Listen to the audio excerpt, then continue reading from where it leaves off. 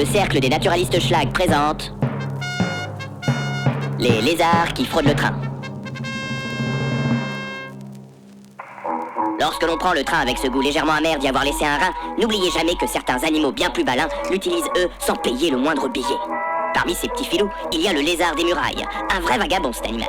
En s'installant près des gares de triage, où les trains stationnent longtemps, il lui est parfois arrivé au cours de l'histoire de se prélasser au soleil sur un wagon à l'arrêt rempli de marchandises et que l'engin se mette soudainement en mouvement en direction de l'inconnu. Le lézard des murailles s'est ainsi déplacé de gare en gare et il a pu s'y installer facilement. Les abords de chemin de fer et les quais sont pour lui des environnements alternatifs idéaux. Les pierres chaudes bien exposées sur les voies ferrées lui permettent de se réchauffer la couenne au soleil pour réguler sa température. Car oui, il a besoin de chaleur pour pouvoir réchauffer son corps qui n'en produit pas. Et puis les petits bâtiments comportent aussi de nombreuses fissures, crevasses, qui lui permettent de se réfugier en cas de menace. Et si ces interstices sont assez profondes, elles lui serviront aussi de site d'hibernation sûr et abriter des grands froids. Aujourd'hui, on le retrouve du nord de l'Espagne au sud des Pays-Bas. En raison du dérèglement climatique, l'espèce parvient à survivre dans des régions nordiques jusqu'ici impossibles, même s'il lui arrive parfois de prendre le train trop longtemps et d'arriver sur une zone trop froide pour y survivre. Pas froid aux yeux cet animal. Pour se repérer dans cette planète immense, le lézard des murailles utilise l'olfaction pour détecter les substances chimiques. De cette sorte, il est capable de reconnaître le sexe de ses semblables rien qu'à l'odeur. Quel gros porc, me direz-vous. Il arrive à faire ça grâce aux phéromones que ses partenaires diffusent. Et de cette même manière, il repérera les proies et les prédateurs qui en libèrent aussi. Cette sensibilité olfactive est captée par sa langue fourchue, qui est ensuite déposée sur le palais au niveau de l'organe de Jacobson et analysée. Me demandez pas qui est Jacobson.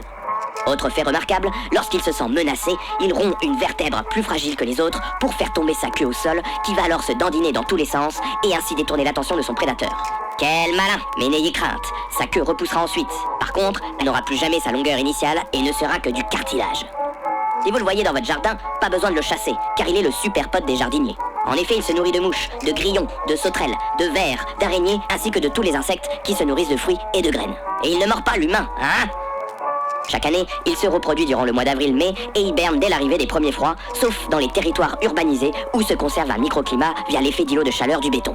Si sa vie n'est pas trop semée d'embûches, ce feignant pourra se prélasser au soleil pendant bien 10 ans, même s'il subit la pression de nombreux prédateurs. Mais vous savez au moins qui sont ces prédateurs?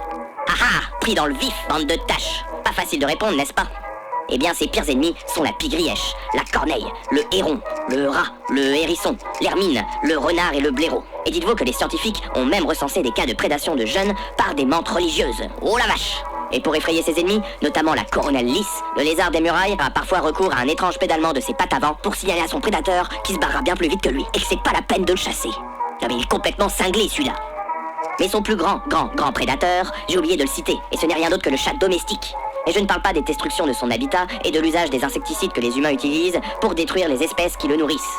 De manière générale, si vous le cherchez, observez les rochers, les falaises, les tas de bois, les abords de ponts et de tunnels, les maisons en ruine, les vieux monuments tels les châteaux ou les églises, les dépôts de déchets de pierre ou de bois ou de ferraille qui emmagasinent la chaleur. De même que les terrils, les friches industrielles, les abords des usines, ainsi que les anciennes carrières. Mais le plus simple pour savoir si le lézard des murailles est présent par chez vous, c'est d'avant tout d'aller squatter les cimetières. Et oui, ben Dieu, si vous le voyez, c'est que les conditions climatiques du territoire où vous êtes sont favorables pour lui. Rien que ça. Alors, voyons voir si vous êtes un vrai naturaliste Schlag. Quel autre animal apprécie particulièrement squatter les gares? Et pour quelle raison? Le moineau domestique pour casser la croûte.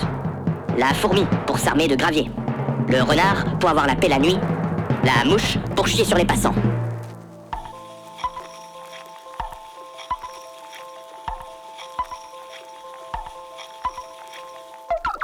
Eh bien, la bonne réponse est le moineau pour casser la croûte. En effet, ces animaux n'hésitent pas à attendre l'arrivée des TER remplis d'insectes chauds écrasés sur les vitres pour aller s'y nourrir. Un vrai régal pour eux, ces petits malins. Alors pensez-y la prochaine fois que vous observez le paysage depuis la fenêtre d'un train. C'est ça qui fera de vous un vrai naturaliste Schlag. C'était Jean Mich, le roi de l'info. À vous les studios. Schlag.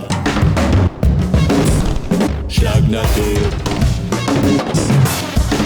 La nature, c'est gros schlag.